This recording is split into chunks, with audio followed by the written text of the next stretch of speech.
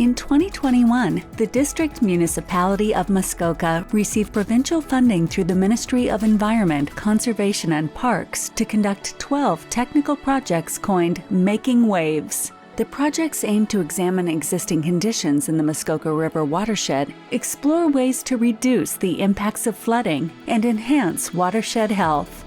These projects will lay the foundation for an integrated watershed management approach for the Muskoka River watershed that seeks to manage human activities and natural resources together on a watershed basis, taking into consideration the connected interests and needs of the environment, economy, and society. The district has led the projects with assistance from an established community roundtable, which includes representatives from the Muskoka Watershed Council, area municipalities, local businesses, and various community organizations across the watershed. The reports and accompanying video presentations for the 12 projects have been prepared by consultants who specialize in the subject matter. Hello everyone, my name is Asal. I am a river scientist at Watershed. Watershed was hired by the District Municipality of Muskoka to complete an erosion survey study to identify the existing conditions within the Muskoka River watershed. This video is taken to talk about the steps we took to accomplish this project. And in this presentation, I will talk about our consultant team who worked on this project. Then I'll talk about the project scope, then the steps we took to educate public on erosion and erosion types and why it happens. Then we will talk about how the survey questions and how the results are presented by showing specific survey questions and results. At the end, we will talk about how this project helps integrated watershed management. 3 staffs of Watershed worked on this project. Ed Gazendam is the founder, president, and senior geomorphologist of Watershed with over 25 years of professional experience. Nick Gazendam is the senior fluvial geomorphic technician at Watershed with over 11 years of direct experience.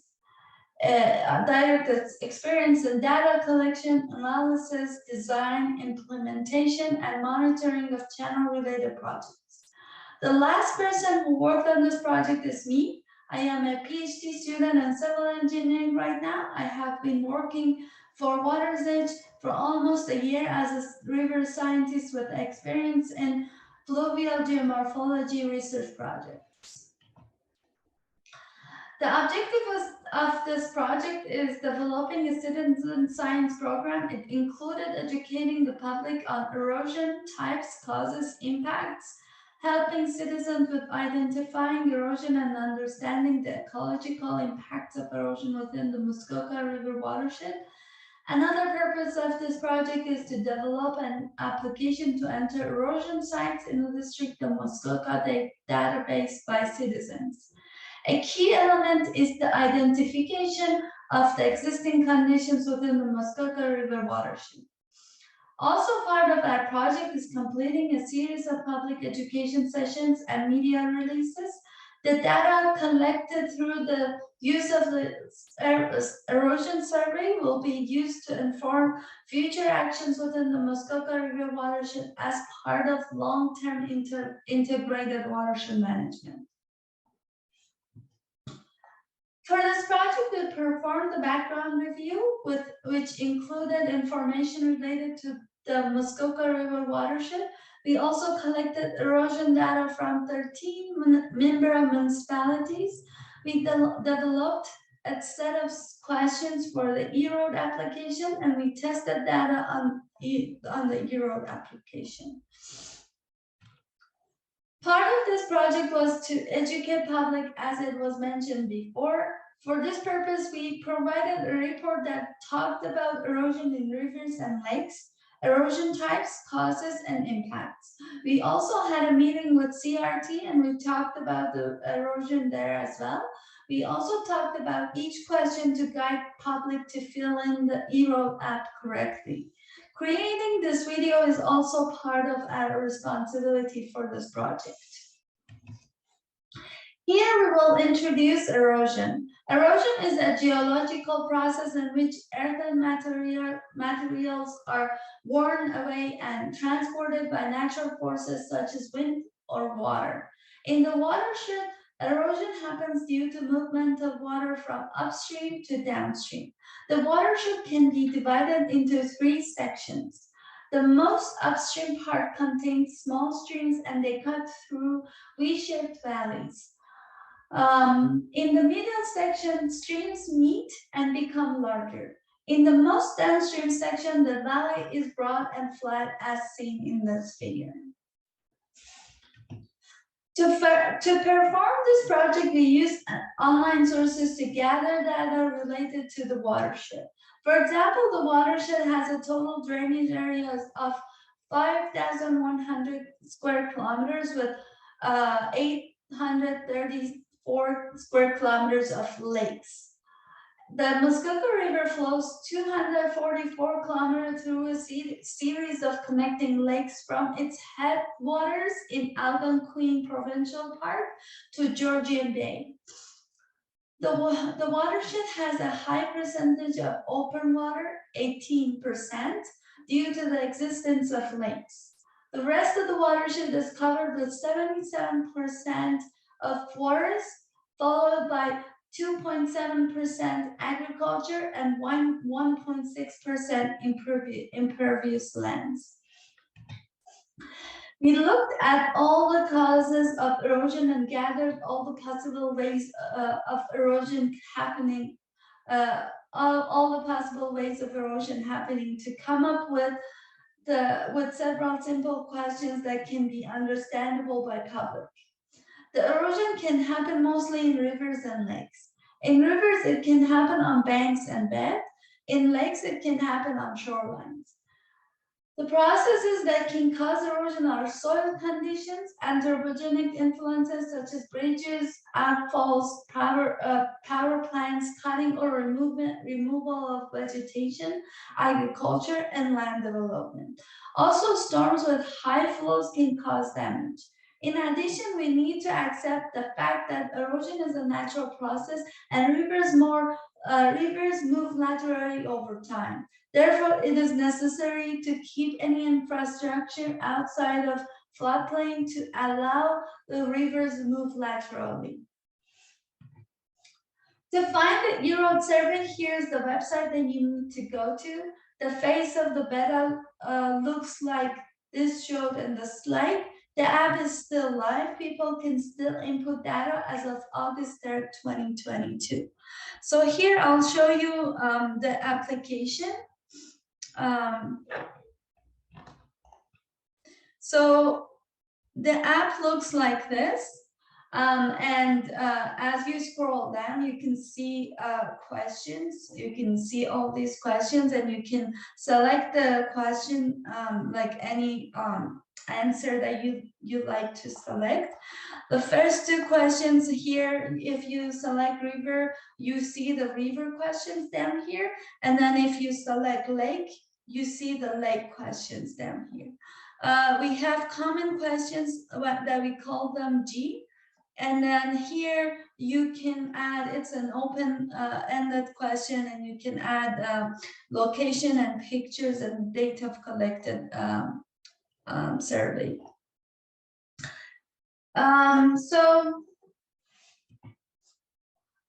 With all those background review, we came up with the final questions. The first question is if the erosion site is on lake or river, as I showed you before. Depending on which option the user selects, the set of questions would be different. The next questions are questions for river. The first question is about the dominant type of vegetation on the banks. The options are trees, shrubs, tall grasses, lawn, not sure, and other. The other question is if the banks are failing. The answer is yes, no, not sure. And you can see these pictures can help the user to understand it better, to understand the questions better. The next question would be approximately how wide the river at the erosion site is.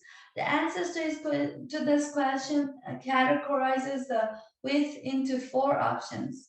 The next question is about the depth of the channel, and the user can select their answer from the options below. And these pictures can help the user to understand the idea better. These 2 questions can give us an estimate about the scale of the river. The reason behind asking these 2 questions is that it gives us an idea about the flow in the river and the type and amount of erosion that can happen in those rivers with that scale. The next question is if there are any fallen or leaning trees or fence posts in the channel. The R6 question is if there are any exposed tree roots. In the pictures, you can see what we mean by exposed tree roots. It has to happen on the side of the river. It has to happen on the side of the river near the water. We ask these 2 questions because they are very common sign of erosion and channel widening. The next question is if there are any cutoff channels or oxbow lakes. Oxbow Lake is a lake that happens due to channel cutoff and rerouting as shown in this figure. To identify if there is any cutoff channel, we can look for any stagnant water next to the river or anywhere inside floodplain. This question is asked to identify any sign of river or creek rerouting which happens as a result of massive erosion. The next question is if they see clumps of grass floating or deposited on the banks. Also, the next question, the question after that is about the color of water. If the water is cloudy or chocolate milk colored, it can be a sign of high erosion in the areas with smaller sediment sizes. Now we'll go to the lake questions. The first question is about how much vegetation is left on the eroding banks. It indicates if the banks are stabilized with vegetation or not. The next question is similar to a question we asked for rivers. It asks if there are any blocks of soil failing.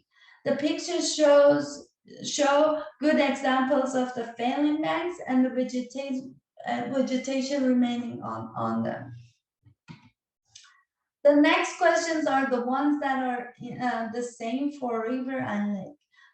We call them G questions. G1 is about the existence of any development in the study area. For example, if there is any road or building, you would select yes. The next question is related to the last question, and it asks if the existing development is impacted or not. These 2 questions give us an idea of give us good information about if structures are in danger in the Muskoka watershed. G3 and G4 questions are about the length and height of erosion at shoreline. This gives us information about the scale of the erosion and that is going on in this area. The last question is an open-ended question, as I showed you before on the application, where people can write any additional information. The app also asks about the date, photo, and location. Again, as I showed you before, these information give us an idea of where the erosion is happening and the date that erosion was observed. If the user adds a photo, would help us to see the erosion site and making the right decisions in the future. Okay, so here we'll talk about what comes out of the app. So they look like these graphs. This graph shows how many people participated and how many of them answered this question or skipped it. It also shows this graph with the count and percentage of each answer that was selected. This graph shows the answer to the first question with the number of people answered lake or river. In this figure, you can see that out of 32 respondents, 22 of them selected lake and 10 of them selected river. This is the second type of graph that is shown for several questions. This type is a bar graph that shows the number of answers to each question. It also has table underneath that shows the count and percentage for each option. At the bottom, you can see that you can see how many users skipped or answered this question. The other type of data that comes out of the Erosion app is this figure. It shows the date of observation with the number of observations on that day. You can see that during summer, they had consistency around 1 observation per day over the summer. There is a day in August with 10 observations on one day. This app is being used right now, and more data is being collected. We highly encourage people using this app over time to collect more data. This helps the municipal staff gain an understanding of erosion issues. For example, they understand the extent, location, and number of sites, and if any structures are in danger. With this information, they can track data over time to see changes over time. This app is originally designed to collect data and help inform future initiatives, and this objective is only achieved by having a lot of data. At the end, we talk about erosion mitigation solutions for future. Based on the background information, we can see that the watershed remains mostly natural with a high percentage of forested areas, and only 1.6% of the watershed has been developed. While this may suggest that very little of the watershed is prone to erosion or the impacts of erosion, these areas may still have underlying issues that may cause further erosion. By understanding the location, nature, and extent of erosion within the watershed through the Erosion application, the Citizen Science Program can help municipal staff make effective decisions in the future by providing critical information about erosion sites. Several methods were proposed to stop erosion from happening. These methods are vegetated river stone, fascine, tow wood with saw mat, potted tree, armor stone bank protection, and natural channel design.